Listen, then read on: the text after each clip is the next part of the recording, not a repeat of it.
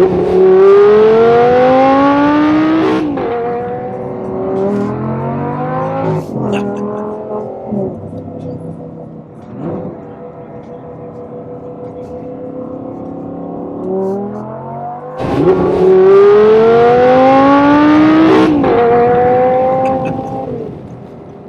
not bad, eh? Oh, roaring V10. Welcome back to Quick Chats. I'm James. I've got a guest today. This is Andrew. He's from Infosure. I might get him to introduce himself and explain a little bit, but the reason we got Andrew on today is that he's an industry expert in cyber insurance, and it's a bit of an unsung hero in business resilience, and we wanted to kind of shine a light on it and get the man who knows all about it to dispel some myths and share his inside information. I think there's probably a lot of education gaps in the market, which Andrew is probably best placed to solve. So I'll get him to introduce himself, and then we'll kick off the chat.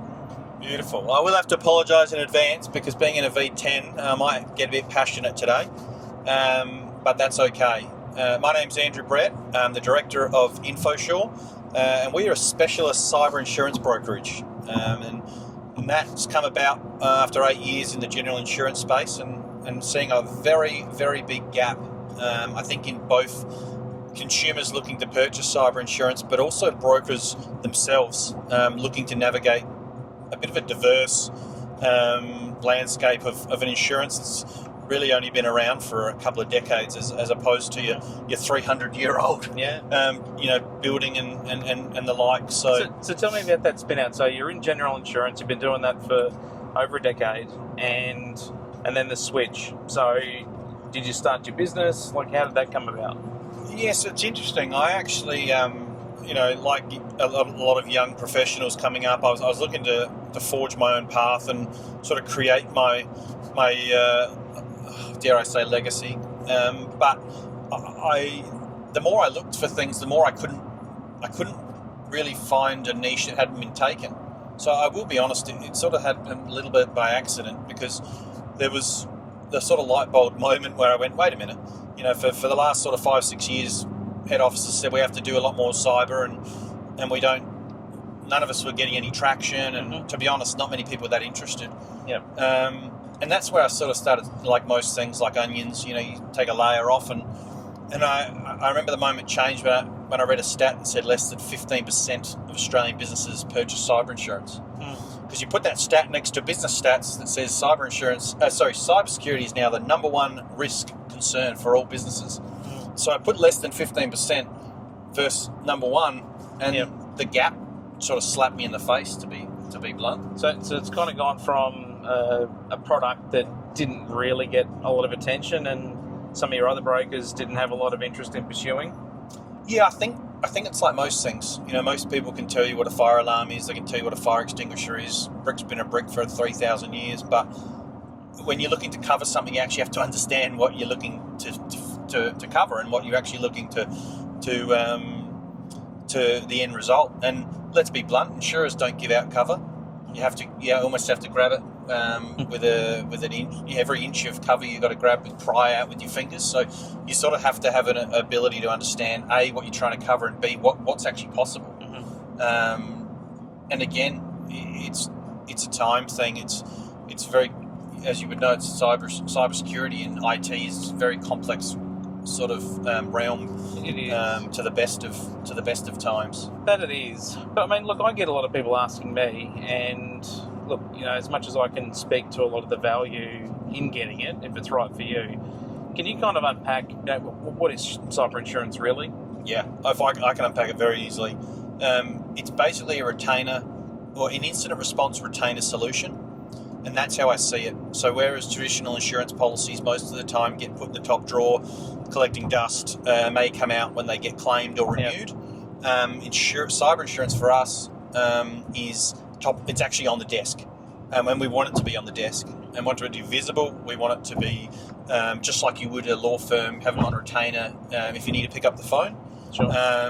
And obviously we can go into the exact services, but for me, it's affording the ability to pick up the phone and not have to worry about a bit like lawyers, I should say, but that every 6 minutes, there's going to be a new charge, which is what we're seeing, definitely from clients that have crossed the barrier and border policy. Sure. Is that they're very confused that it works very differently to the other insurance policies, which 364, or most days of the year, except for the day they have to pay for it, they don't ever think about it. Yeah. Whereas and do you think that's because people have traditionally seen insurance as a parachute? I think a lot of people see insurance as, well, A, a grudge purchase, but B, very reactive. Right. It's very, I'll use it when I need it, but I don't want to know it's there. And it's more of a dollar figure value cover. Yeah. Look, that's why I'm an upfront. I think at Infosure I've stressed to the team that insurance is a grudge purchase. Don't ever expect to go out there like the marketing team and have a sexy slide and a laser pointer and everyone's going to get all jazzed up. We're dealing with something that majority of the time most people don't want. But it seems to me, I mean, look, hey, I'm pretty educated on this area. Like, we see organisations take out cyber cover because they're building it into their overall risk and resilience framework, where their cyber policy is part of, the tools in their toolbox. Yep. And I think that's potentially the gap. I mean, you say grudge purchase, and I think you're right. Like, when it comes to insurance, it's like any type of, cost that people look in their business. It's, what value do you get? What peace of mind does it serve?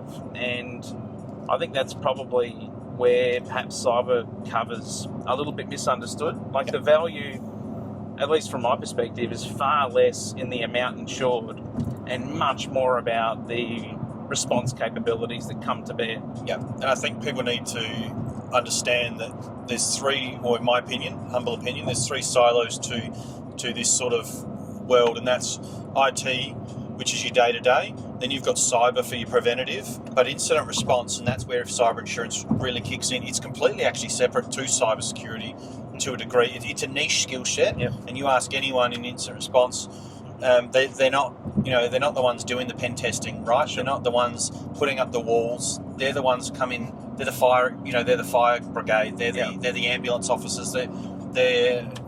They're a very different skill set. So, which brings me into a good segue is that, the other point of I say to cyber insurance, or what the benefit of cyber insurance is that the incident response professionals I speak to, a lot of them do both insured and non-insured work. And they say the difference between the attitudes of business owners when they have cyber insurance versus no cyber insurance is chalk and cheese. Because one is coming out of their bank account. Every single time, every hour of assistance is coming out of the bank account, whilst the business is also a whole lot of the time not generating its standard revenue and operating efficiency is nowhere near it was. So there's the stress of that amidst the stress of the bank accounts ticking along, and this could take weeks, and what's weeks cost? And that's if you've got access to your financial facilities, right? Because, it's actually, to put it bluntly, that's if you can find an incident response team.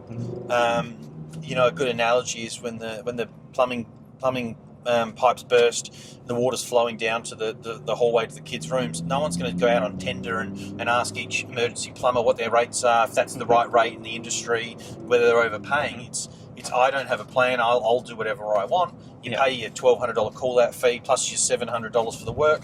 You go to the barbecue and someone says, "Oh mate, I've got somebody who does it for $300 and they're only $200 now." And a lot of the time it's purely just not planning or having a plan before, and it's sort of once you're holding the can, or once it's on. Once it's on, I guess is the simple way to put it. Absolutely. And so it's the peace of mind. Well, I mean, I don't know any business owner in the middle of a crisis where, it's literally their business hanging in the balance that would ever use the term, "I've only got a budget for X incident response." Yeah. Whereas a cyber cover is, that's your budgeted, known cost. I'll tell you what, my best friends are accountants and CFOs, because they can put a line item in the business's budget, and it says, look, argument's sake, it's $3,000 a year for $1 million coverage. They don't have a risk that, as you said, incident happens and all of a sudden, we're trying to find, 100, which what we're seeing now, 100 grand. Clyde & Co. reported in a recent white paper, the average cyber incidents costing businesses 100 grand. Now, as you said, it's not $100,000 to that you can go finance, or $100,000 you can have on 90-day credit terms. Yeah. It's $100,000 that most of the time incident response teams act like lawyers. The money goes in on trust. The work does not start until the money's in, because unfortunately it's a high risk play. Yeah. You know, what's the point? What's the point of working for 2 months on something and all of a sudden they go under anyway, and then they can't afford to pay you? So the brutal nature is a lot of this work is done on, you know, money in trust and money up front, and we will continue to assist you until the meter runs out, you know, until the kitty runs out. And I hate to say it, but it's a brutal reality for those. And as we discussed at length with the incident response team, you know, we see people who don't have insurance, and the sweat's coming out of the thing isn't just about the exposure of what's happened. It's about, what's this going to cost me, because I'm not sure if I have it. Look, I mean, you know, and even for us, you know, when we're working with organisations as they're building out their, you know, risk and resilience frameworks, and incident response, you know, comes into that, and, you know, we suggest that businesses explore cyber insurance, particularly because it's not the cover, it's the capability that it provides. Look, regardless of whether you have cyber insurance or you don't, you should always be looking to put put the initial strategy of defense of cybersecurity in well before you're looking at cyber insurance. Well, that's the lesson. That's the lesson. So I think that's probably the knowledge gap, mate, that I think you've, you know, really helped translate well, is that cyber insurance, you know, isn't the value it brings just on paper. It's the capability it brings to bear when it all goes wrong. Yes, you know? and I'll put one in. I'll put one stat in, is that one of my insurers, they say 50% of the phone calls they get don't actually eventuate into a claim. Yeah, right. So when you talk about value, that's a policyholder ringing up, because just remember, the insured wants to limit costs. Yes. So they would rather you call them and they spend an hour or two in your systems, have a quick look, and come back to you and say, hey, it's false alarm, but thank you for calling us. No charge, because we're glad you did. Other than, you know, you didn't call us. It's been 3 weeks. You've had an incident. You know, too scared to pay the excess. Why didn't you call us? Yeah. Well, a lot of the time there's you know, you got to pay to get the claim back on the smooth surface. So, you know, when you talk about peace of mind, you don't just have to have a claim to use a policy. No. You can. A lot of insurers, you can ring up and you can say, I've had a suspicion is enough. Yeah. I've had a suspected cyber incident. I'd like you to go have a look. Yeah. And they will. They will absolutely jump in there and get one of their representatives to go and have a look, and they'll have a chat with you. So, you know, the value, I think, especially for someone who plays in it every day, it's probably the hardest part of my job is to stress the value versus a traditional insurance policy. Well, but it needs unpacking. You know, like, I mean, just in this short conversation with you, you've really touched on all the different elements that come to bear when it does go wrong, and that you've got a lifeline, and not just a lifeline, you've got direct access to leading cyber professionals, which are on call, retained, not at your expense. And you know, the thing I'll touch on there, whether you're a $500,000 turnover company or a $500 million turnover company, you actually get the same incident response team. Yeah. So when we talk about capability and maturity, you can tap in, as in you are tapping into the best of the best. Yeah. And naturally, insurers are going to do that. They're going to employ or, you know, subcontract to the best of the best, because it's their money on the line. Yeah. They're the ones who have, you know, yes, they take the $3,000 or whatever the premium is, but they're always going to be the one that, you know, they're making a promise, and a contractual promise at that, that, you know, they will assist you. So you are getting the best of the best. I've met them all. I know them all by first name. I pester their mobile phones probably too often, but the accountability in cyber insurance too, I think for me is for someone who lives and breathes it every day, it's you know, it's not smoke and mirrors. It's not an empty promise. That insight, so invaluable, Andrew. Thanks for sharing, mate.